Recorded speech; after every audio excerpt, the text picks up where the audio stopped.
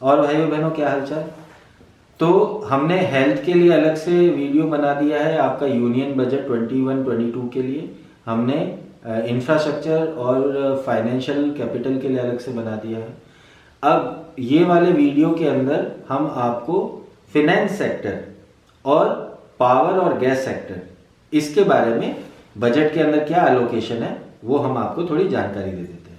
तो पहला है पावर सेक्टर। पावर सेक्टर के अंदर ये कहा गया है कि पावर सेक्टर बहुत टाइम से गवर्नमेंट के अंडर में है और इसके अंदर कोई ज़्यादा डेवलपमेंट नहीं हुआ है, तो इसके लिए इसको फंड अलोकेट किया गया है नॉर्मल डिस्कॉम कंपनीज को कि वो आप स्मार्ट मीटरिंग और जो भी नई टेक्नोलॉजी इसके अंदर आ रही हैं उन सारी चीज़ों को आप इम्प्लीमेंट कीजिए और अपने अंदर एडॉप्ट कीजिए। इसी के अंतर्गत आपका जो ब्रॉड गेज लाइन है रेलवे की, उसको भी इलेक्ट्रीफाई करने का काम इनको सौंपा गया है। तो इसके अंदर इन्होंने टाइमलाइन ली है 2023 तक कि 100% ब्रॉडगेज लाइन को इलेक्ट्रीफाई कर दिया जाएगा। इसके साथ में कंज्यूमर को पावर देने के लिए और ऑप्शन देने के लिए डिस्कॉम कंपनीज जो अच्छी नहीं कर रही हैं उनके साथ साथ प्राइवेट प्लेयर्स को भी मौका दिया जाएगा कि भाई आप भी अपना डिस्कॉम लॉन्च कर सकते हैं और कंज्यूमर के पास ऑप्शन रहेगा कि वो सिर्फ सरकारी कंपनी से बिजली ना खरीद के किसी भी कंपनी से बिजली खरीद सकता है। इसी के साथ non renewable source of energy, इनके सारे फैक्टर्स मैंने आपको बता दिए हैं। अब रिन्यूएबल सोर्स ऑफ एनर्जी के अंदर सोलर आता है, तो सोलर अभी बहुत चलन में है और सोलर के अंदर ही इन्वेस्टमेंट करने की सरकार ने घोषणा भी की है कि सोलर को हम प्रमोट करना चाहते हैं और इसके अंदर हम इन्वेस्टमेंट करेंगे और इसके लिए अलग से फंड बना दिया है। हालांकि इन्होंने सोलर पैनल्स के ऊपर इंपोर्ट ड्यूटी बढ़ा दी है।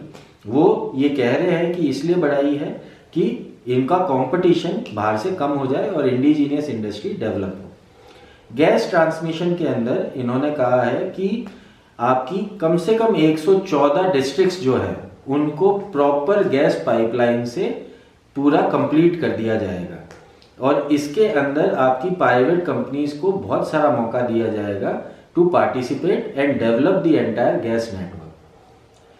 इंश्योरेंस और बैंकिंग सेक्टर ये बहुत प्रोमिनेंट रहा है क्योंकि इंश्योरेंस सेक्टर के अंदर आपका जो एफडीआई है उसे 49% से इंक्रीज करके 74% कर दिया गया है।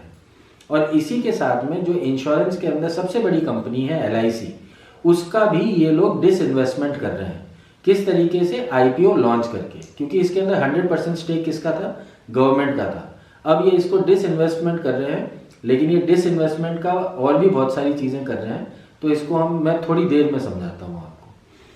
उसके साथ में आपका जो इंश्योरेंस है, इसके अंदर इन्होंने बैंक्स के अंदर जो अभी घोटाले देखे थे आपने कि बैंक डूब गए हैं और कंज्यूमर को पैसा नहीं मिल रहा है और पैसा निकाल नहीं पा रहा है, तो उसके लिए इन्होंने एक डिपॉजिट इंश्योरेंस लॉन्च किया है जो पहले 1 लाख तक था, अब उसे बढ़ा के इन्होंने 5 लाख तक कर दिया है।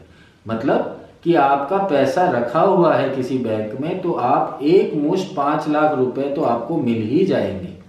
मान लीजिए आपके पास 10 लाख रुपए हैं, 10 लाख रखे हुए हैं और बैंक के साथ कुछ हो गया तो आप 5 लाख तो निकाल ही सकते हो इमीडिएटली, इतना इंश्योरेंस है। बाकी के 5 लाख भी आपको मिल जाएंगे, बट उनको थोड़ा टाइम लग सकता है। इसी के साथ में आपका सिक्योरिटी एक्सचेंज एक्ट और आपका डिपॉजिटरी एक्ट और सिक्योरिटी रेगुलेशन एक्ट, इन सबको क्लब करके एक सिंगल सिक्योरिटी कोड बना दिया गया है। स्टार्टअप्स के लिए भी इन्होंने बहुत सारे बेनिफिट्स किए हैं, जैसे 1 पर्सन 1 कंपनी का मोटो लॉन्च कर दिया गया है जो अप्रैल से लॉन्च हो जाएगा।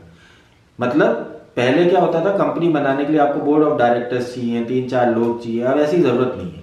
1 पर्सन 1 कंपनी बना सकता है और एनआरआई भी यहाँ पे आके कंपनी बना सकता है सिंगल पर्सन होके। तो ये बहुत अच्छा बेनिफिट हुआ है।